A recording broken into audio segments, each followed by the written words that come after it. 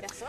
Bueno, vamos a hablar una vez más de retorno a clases. Y ustedes sabrán que con esto de la pandemia hay niños que vuelven a clases después de mucho tiempo sin estar con sus compañeros y obviamente esto puede ser un golpe grande para muchos de ellos. Bueno, vamos a hablar con Luis Pino, director de la Escuela de Psicología de la Universidad de las Américas, justamente para saber cómo enfrentar esta etapa donde vuelve la presencialidad y según los mismos protocolos del Ministerio de Educación, la ida a clase, la asistencia a clases es obligatoria.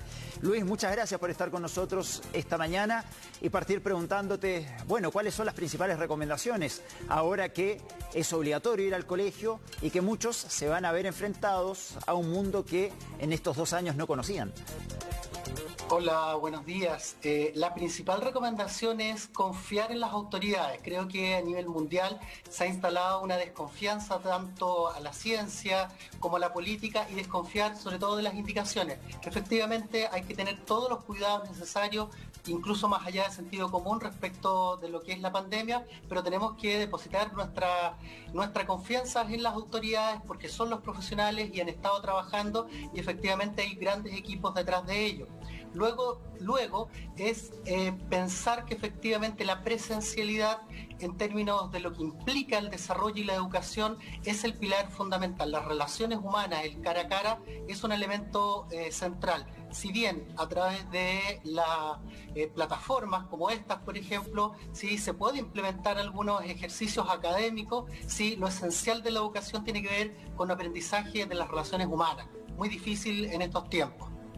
Luis, ¿qué problemas podría tener, por ejemplo, un niño de 7, 8 años que durante los 2 últimos años no ha podido ir regularmente al colegio o incluso algunos padres han decidido directamente no mandarlo durante 2 años y que de pronto se encuentra en un aula de clases con 30 alumnos, 20 alumnos con los que tiene que convivir, entablar amistades, conversaciones, socializar, etcétera? ¿Qué problemas puede haber derivado de eso después de haber tenido 2 años con clases a distancia en la soledad del hogar, digamos?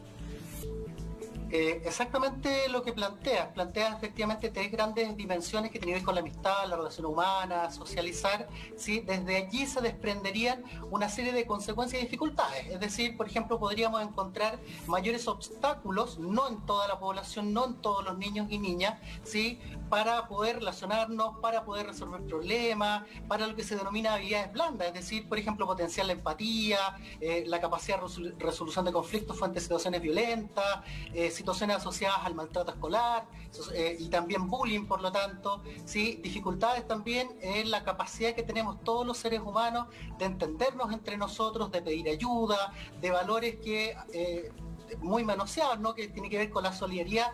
Todo eso se aprende en la práctica y en las relaciones humanas y mucho más, por supuesto. Y ahí podríamos encontrar incluso una serie de manejos intrapsicológicos, por ejemplo, el manejo de la ansiedad o algunas dificultades de índole psicológica frecuentes en nuestra vida y también lamentablemente en la infancia, ¿sí? Que te van a ayudar otros pares. La presencia directa, física de otras personas ayuda a atenuar esta sintomatología, por ejemplo, la ansiedad. Luis, por ejemplo, un niño que va a empezar ahora tercero básico durante los 2 últimos años en este proceso de conocer a sus compañeros, no pudo asistir a clases, entonces se encuentra que de pronto está en tercero básico, pero nunca pudo compartir con sus compañeros anteriormente.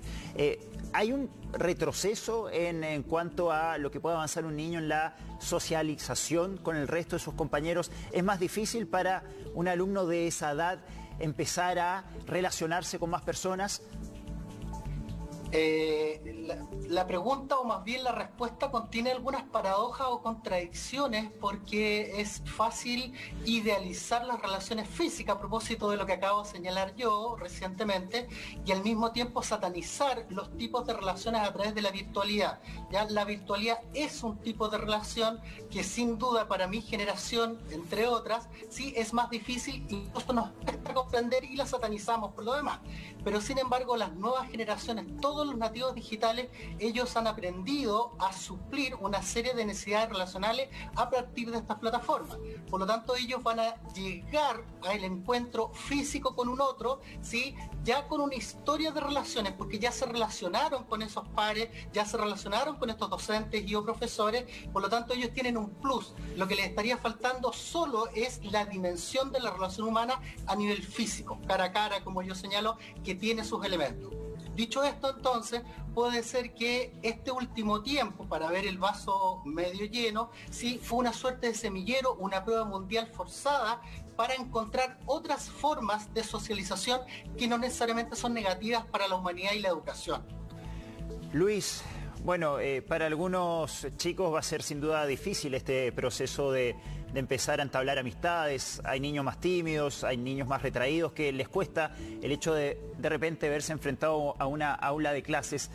¿A qué señales tenemos que estar atentos en cada uno de estos niños para ver si este proceso se está dando de buena forma o que directamente le está costando al niño finalmente integrarse al resto de sus compañeros? Justamente la señal estaría dada en lo que tú planteas, aspectos conductuales que están asociados a la timidez, retraimiento, mutismo, dificultades, incluso a nivel relacional para solicitar, para pedir, para compartir o mirar a los ojos, ¿sí? Son elementos que los profesores tienen como desafío para mirar, prestarles atención y consultar, porque en definitiva podemos encontrar que justamente eso sea un rasgo de una condición o una personalidad de un niño o niña y que él la está supliendo a través de las plataformas. A propósito de lo que señalo anteriormente, si este niño tiene esa conducta o esas características de personalidad, no existiendo la virtualidad, lo más probable es que no tenga otra forma de socializar ni relacionarse. Por lo tanto, estaríamos pensando que lo que hay que potenciar son las relaciones físicas. Prestarle atención a esas conductas implicaría que yo voy a derivar al profesional de un colegio que es esperable que exista y estén atentos y ávidos a esto, no para hacer un sobrediagnóstico, sino para buscar estrategias de trabajo. Luego podríamos pensar que con este escenario nos vamos a encontrar, por lo tanto los colegios que lo están haciendo, muchos de ellos, ¿sí? Es preparar estrategias de trabajo grupal con los niños y niñas y a partir de esto, ¿sí? Poder enfrentar, ¿sí? Estas conductas que eventualmente son normales en la infancia, pero que hay que prestarle atención, señalo retraimiento, inhibición, ¿sí? Dificultades relacionales, etcétera. Luis, ¿podríamos estar ahora ante la presencia de una mayor cantidad de niños reacios a ir al colegio? Siempre hay niños que no les gusta ir al colegio, pero cuando ya han tenido 2 años en la casa, en la comodidad muchas veces del hogar, ante una pantalla, estando con la mamá o el papá, los hermanos, algunos tal vez no van a querer salir de la casa para ir a clases. ¿Podría darse ese fenómeno?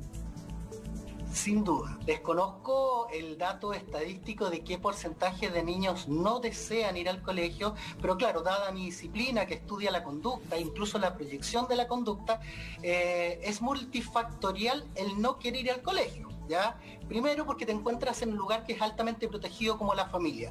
El paso de la casa, la familia al colegio es una situación entre comillas traumática y ansiógena y que requiere un proceso de adaptación y correr un poquito más los límites y que el colegio se convierta en la nueva institución de protección, porque eso es, los colegios cumplen funciones sustantivas en la sociedad y, ¿por qué no?, proteger, cuidar y contener a los niños y niñas.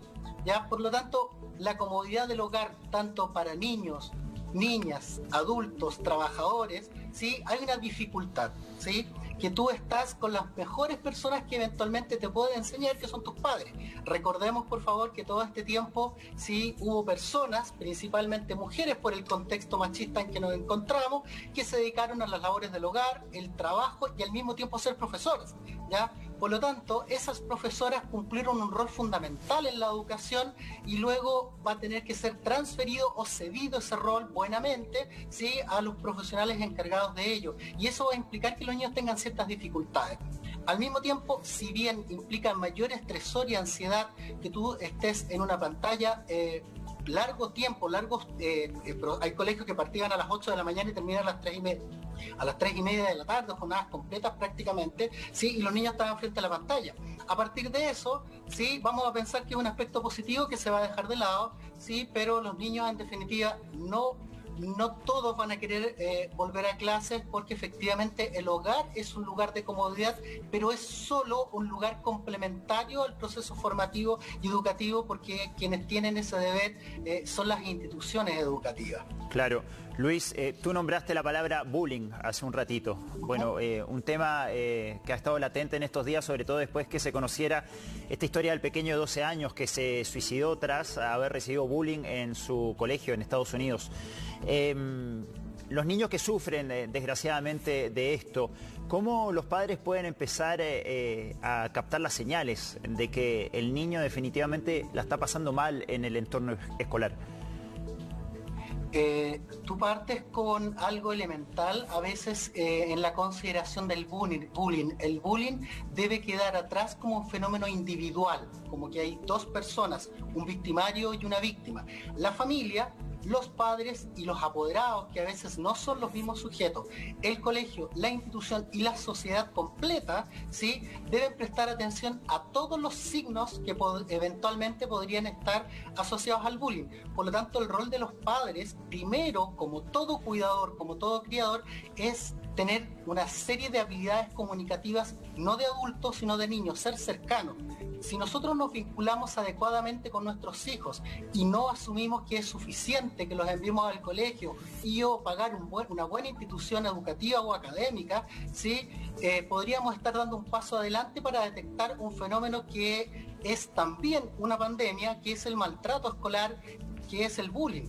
En definitiva, los padres deben prestar atención a conductas como retraimiento, cambios bruscos conductuales, que el niño tenga eventualmente conductas agresivas, y para el caso que es el menos frecuente, sí, por ejemplo, su ropa que esté sucia, que esté rota, que tenga moretones, etcétera, que cambie su lenguaje, que tenga trastornos del sueño. Para el caso de los más pequeñitos, y no necesariamente los más pequeñitos, incluso podríamos encontrar, sí, enuresis, encopresis y una serie de otras problemáticas. Y a propósito del caso que tú mencionas, el suicidio es la situación final de una persona que está solo y abandonado por el colegio, los padres, los apoderados, sus pares y la sociedad completa, en donde no tiene ni un otro recurso más que la única forma de resolver un problema que nadie lo acompaña es terminar con su vida. Es terrible que alguien tenga que tomar esa decisión por no saber determinar lo mal que lo está pasando un niño en el ámbito escolar. Ahora, una vez que una familia, unos padres determinan de que un niño está siendo víctima de bullying, ¿qué es lo que debe hacer ese padre?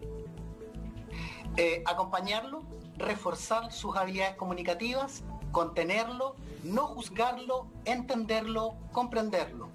Y en conjunto, primero solo, individualmente, obviamente los apoderados y padres, contactarse con la institución educativa y que cumpla los protocolos que la ley establece, ¿sí? La ley plantea que debe existir encargados de convivencia escolar, que debe existir un protocolo frente a estas situaciones, y el protocolo debe implicar ciertas acciones. Entonces, el padre acude individualmente, ¿sí?, como rol de adulto, pero también como rol de cuidador, acude, bien digo, ¿sí?, con el niño o niña al colegio, para que el niño tenga conciencia y evidencia física y o empírica que hay un otro adulto que te está protegiendo. Porque un elemento central del bullying es que las personas no delatamos el bullying. Algunos estudios bastante antiguos plantean el 2% de las personas denuncian el bullying, 2%. Tanto niños como apoderados. Las estadísticas actuales, que son lamentables, hablan del sistema judicial. Es decir, son casos judicializados. El 40% de los niños en el colegio a nivel han denunciado situaciones de bullying a partir de casos judicializados. La literatura psicológica y científica plantea, ¿sí?, que el 80% de los casos no son denunciados. Entonces, es importante que el niño sepa que hay un padre, una madre, bien digo, ¿sí?, adultos protectores que te están acompañando en esta situación, porque el bullying es continuo en el tiempo. Por lo tanto, en la medida que yo me siento protegido, acompañado, escuchado y contenido, puedo contar con esa familia y luego puedo contar con el colegio y denunciar. Y una vez que yo he denunciado, el acto de la denuncia y o de velación es un factor protector para que la persona tenga herramientas y las consecuencias graves psicológicas del bullying, ¿sí?, no sean tan a largo plazo. Es tremenda la estadística que diste a conocer, Luis. Un 2% solamente de los niños denuncia finalmente el bullying. ¿Por qué existe este temor a denunciar finalmente cuando uno es víctima de bullying? podríamos hacer una reflexión gigante respecto de lo que es la violencia y la denuncia de la violencia. Podemos encontrar factores como asociados a la naturalización, pero también con los criterios diagnósticos del bullying. Lo que pretende el maltrato o un maltratador es que la persona ¿sí? se insegurice y no crea más que en nada o en la persona que maltrata. Y esto es transferible a todo tipo de maltrato. Maltrato en contextos escolares, maltrato de pareja, maltrato laboral. La persona pierde el control y la capacidad de creer si efectivamente está siendo maltratado o no. Y ahí lo grave, está siendo maltratado cotidianamente y eventualmente comienzas a dudar si esto es maltrato.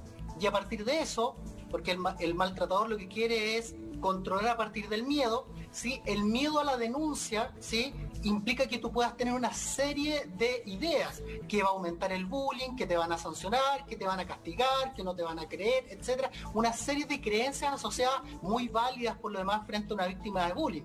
Es decir, entonces uno de los objetivos del bullying es que la persona tenga miedo y pierda control y credibilidad en las personas que te deben proteger. Familia, apoderados, padres, instituciones. Luis, le estamos hablando a los padres respecto al tema del bullying, pero me imagino que hasta ahora, ya quedan poquitos minutos para las 11, también hay niños que nos están escuchando ahora y que tal vez están sufriendo en silencio justamente este tema del bullying. Para ese niño que no está viendo y interpreta de que finalmente está sufriendo bullying en el colegio, ¿qué le podríamos decir? ¿Qué consejo le podríamos dar? Primero, que se empoderen como sujetos de saber, que se empoderen como sujetos de derecho, porque el bullying implica, ¿sí? y está asociado a una falta de los derechos humanos, que sus habilidades, a propósito de empoderamiento, sus habilidades, sus conocimientos y creencias valen, ¿sí? y tienen que ser escuchados. Primero tienen que ser escuchados con los responsables que están más cercanos a ellos. Si están en el colegio, los responsables son el colegio y los adultos son personas de confianza. Luego, los adultos cuidadores, hermanos mayores, padres, abuelos, pensando en la diversidad de familias, también deben confiar en ellos, ¿sí? Deben confiar en ellos, solicitar y exigir. Yo te exijo a ti adulto, como adulto mayor de 18 años, que te hagas cargo de lo que me está ocurriendo, ¿sí? Porque yo soy un niño, digo la verdad, digo lo que siento y estoy sufriendo en silencio. Qué cosa peor que tú te des cuenta que tus hijos sufrieron bullying en el colegio luego que han pasado 20 años. Tal cual tú señalas, es un problema silencioso, invisible, que cada persona en este contexto individualista trata de resolver individualmente. Entonces los invito a todos los niños a que acudan a una persona de confianza que tú creas dentro del contexto familiar, dentro del contexto de tus pares, y también pares cuando digo compañeros de colegio, ¿sí? Y la institución educativa busca a alguien dentro de tus creencias que tú creas que pueda confiar y devela, delata y cuenta. No acuses, ¿sí? Porque develar eventualmente dice, él me está molestando. No, siento esto, así me siento, estoy más triste, desde que se me pierden las cosas en el colegio me siento de esta manera, desde que nadie me acompaña o nadie quiere trabajar conmigo, me siento triste, de quienes se ríen de mi corte de pelo o hacen comentarios respecto a el país de que provengo, o hacen comentarios respecto a mi orientación sexual, o hacen comentarios respecto a que me gustan cosas distintas a lo tradicional, ¿sí? Podemos dar cuenta de que te van a escuchar, ¿sí? Y luego de eso va a ser un acompañamiento y que en definitiva el colegio se haga cargo tanto del niño o niña que maltrata y de la víctima, porque podríamos pensar en una cultura de la violencia que se ha develado último tiempo en Chile, que parece ser que los que necesitan ayuda, el maltratador reproduce una forma de vincularse violenta. Es decir, entonces podríamos pensar el bullying más allá, ¿sí? de estas dos personas, que es un síntoma de una estructura y una cultura altamente violenta, competitiva, sí. Y que está asociada a la cultura y la ley del más fuerte. Luis, claro, es muy importante lo que dices, de que el niño no se sienta presionado de ir a apuntar con el dedo a una persona, porque justamente ese es el temor que tienen muchos, de ir a acusar a alguien y que finalmente la represalia sea peor, que el remedio sea peor que la enfermedad. Exactamente. Que cuenten lo que les ocurre, que cuenten lo que les pasa, que se pongan ellos como en el centro, porque la víctima es el centro. El objetivo del bullying es centrarse en la víctima, una persona que está sufriendo, y el problema del bullying no es un problema moral y ético solamente y político, sino que es un problema que va a afectar el desarrollo de una persona. Pensemos que el bullying aumenta sustantivamente en la primera etapa de la adolescencia, donde ocurren cambios cognitivos, sociales, fisiológicos, endocrinos, y un comentario respecto leve, simple a cómo tú eres, a tu apariencia, a tus gustos, va a implicar un curso del desarrollo eventualmente negativo con consecuencias hasta el final de tus vidas.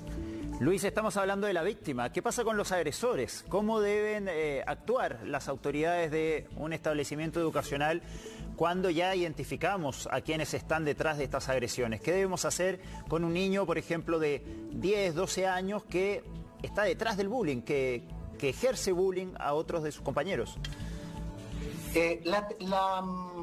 La estrategia tradicional del bullying es psicopatologizar, es decir, pensar que el maltratador tiene algún trastorno psicológico que eventualmente puede ocurrir. ¿Ya? Luego, que el colegio expulse al maltratador es el fracaso de la ley de convivencia escolar. Que expulse a un maltratador es el fracaso de una estrategia de intervención donde hay alguien que va al colegio a aprender. Al colegio nosotros vamos a aprender no elementos académicos, sino que vamos a aprender de la cultura de la paz, a ser seres pacíficos. Que en nuestra sociedad actual, a propósito del país México, que es el que tiene mayores estadísticas, alrededor de 26 millones de niños y niñas sufren de bullying. Oh. Y si esos 26 millones de personas son expulsados del colegio, son personas que nadie se preocupó de ellos, ¿sí? Y hay un fracaso de la estrategia de intervención. Hay que preocuparse de ellos, realizar intervenciones. Lo más probable podría ser una causa. Podría ser que no tiene otra forma de resolver el problema, una forma de aprender a conocer a otras personas, maltratarlo. Podría ser ese el problema. Entonces enseñémosle que aprenda a conocer a otras personas. Puede que tenga problemas de habilidades sociales. Enseñémosle entonces habilidades sociales. Voy a decir algo que es altamente impopular. Es más urgente enseñar de habilidades sociales que de matemáticas, lo siento. ¿Ya? Porque eso es más importante. Si tú desarrollas habilidades sociales y no eres bueno por las matemáticas y tienes buenas habilidades sociales, puedes pedir ayuda, y ese otro, que en algún minuto pudo haber sido tu víctima, te va a ayudar a ti. Y eso era lo que necesitaba. Luego, una forma de validación social. El caso de México, estudios no me constan directamente, plantean que dentro de la cultura no mexicana, creo yo, latinoamericana y aún mundial, el maltrato, el maltratador usa la estrategia de la violencia como una forma de validación social. Si es verdad lo que estoy planteando, quiere decir que actualmente ser violento cumple un lugar validado en nuestra sociedad. Es decir, una persona pacífica es una persona minoritaria, débil, con características negativas.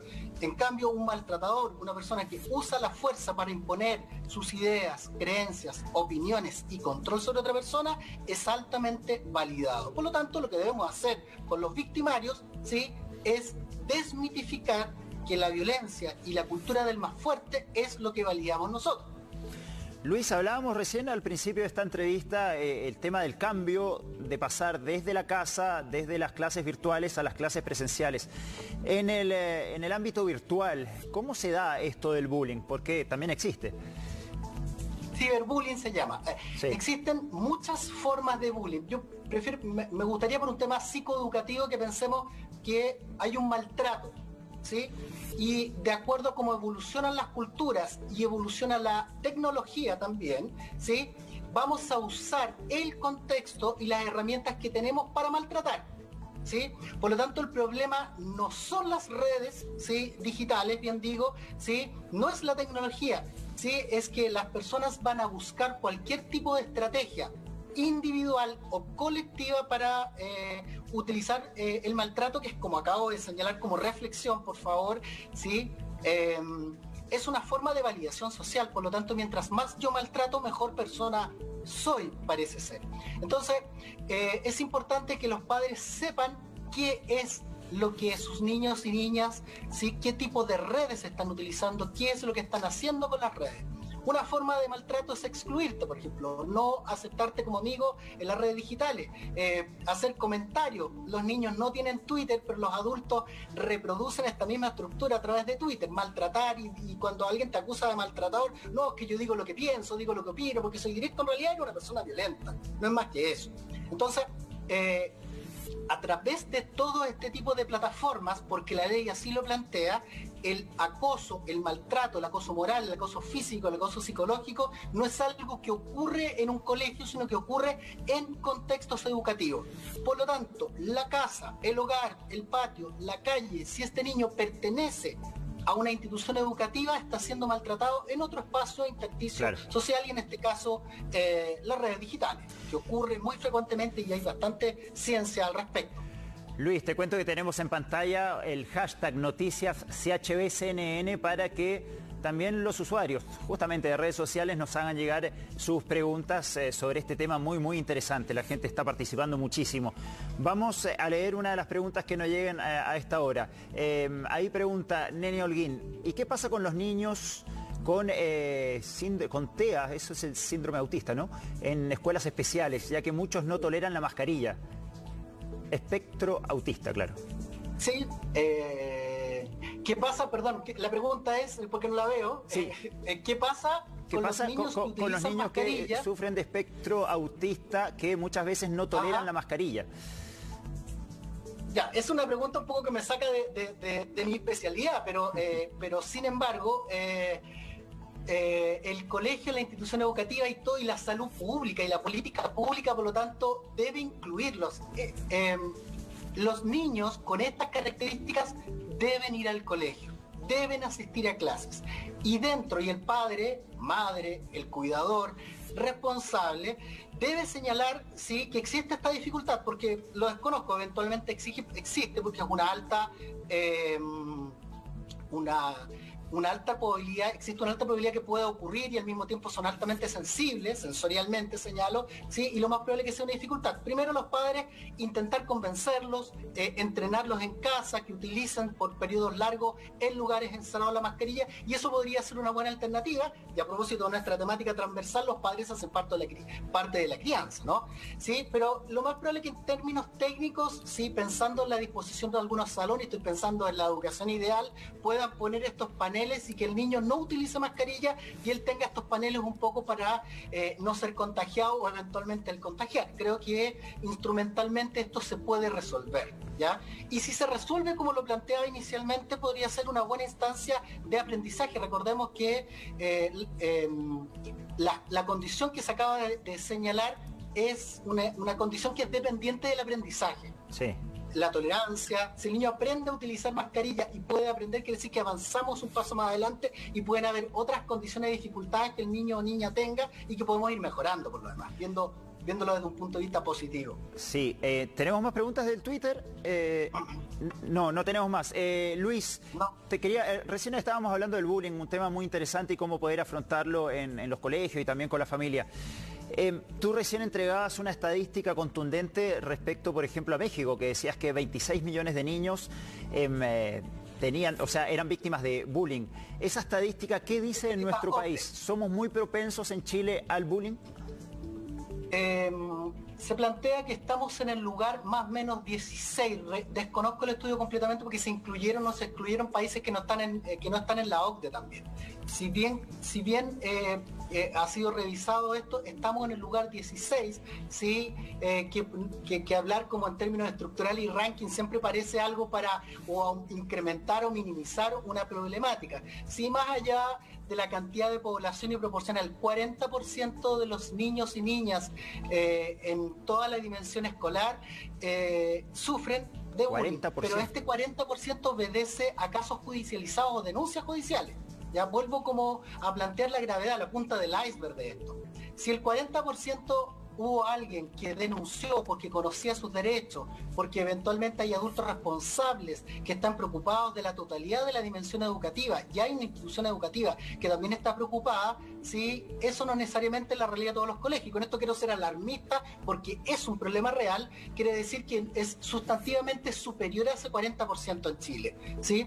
También en términos como estadísticos, no hay grandes diferencias, ¿sí? en colegios públicos o privados, ¿ya? Porque no tiene que ver con nivel sociocultural, sino que tiene que ver con una cultura superior, como señalo, que tiene que ver con la cultura de la violencia. E incluyamos también el bullying universitario, que es poco estudiado, que también existe. Entonces, si un mayor de 18 años incurre y reproduce la cultura del maltrato en una institución de formación, incluso podríamos encontrar bullying en formación en profesiones como la mía, psicología, ¿sí? Quiere decir que la problemática no tiene que ver con tus características individuales, no tiene que ver con las características de la institución, sino con una temática más bien cultural y eventualmente sintomática. Las diferencias que hay, incluso también podemos hacer diferencias entre géneros. Los hombres sufren más de bullying o son más maltratadores, ¿sí? que el género femenino, ¿sí? Los hombres maltratan más físicamente y las mujeres, ¿sí? son más maltratadoras psicológicamente. Y aquí quiero poner un acento importante. El maltrato físico siempre va a ser menor las consecuencias que el maltrato psicológico. El maltrato psicológico dura toda la vida. Claro. Luis, nos siguen llegando preguntas a través del hashtag NoticiasCHBCNN. A ver, leamos la siguiente. Dice así: mi hija a raíz del bullying generó TOC y depresión. El colegio se encargó de hacer las entrevistas a las acosadoras de mi hija, pero, a mi hija jamás la entrevistaron y llegaron a concluir que no fue bullying, sino que acoso escolar. ¿Qué diferencia existe entre ambas, bullying y acoso escolar? Desconozco si existe científicamente hoy una diferencia entre acoso escolar y bullying, ¿ya? El acoso escolar y bullying son no sinónimos, pero refieren a al mismo fenómeno. Cuando señalamos bullying, estoy hablando de matonaje, acoso escolar, violencia escolar. Existen otros tipos de situaciones que puede que no sean. Por ejemplo, debemos descartar de los criterios diagnósticos de bullying si el maltratador tiene algún problema grave psicológico. Debemos descartar si es una situación eventual. Debemos descartar si es dada en un contexto superior de violencia en el colegio. Para que sea bullying, más allá de refutar, porque no me parece apropiado hablar de otra institución educativa, donde lo más probable es que hayan otros profesionales pares que hayan realizado este diagnóstico. Tiene que ser intencionado, entre pares y sistemático en el tiempo, ¿ya? Y puede que viene la dificultad del maltrato escolar. ¿Sí? Puede que sea el inicio de una situación secuencial de maltrato. Hay que preguntarse en qué momento estamos diagnosticando el bullying, porque si vamos a esperar para decir que es bullying, a propósito de la idea sistemática, no y recurrente en el tiempo, vamos a esperar que pase tiempo para dar cuenta que cumple algún criterio.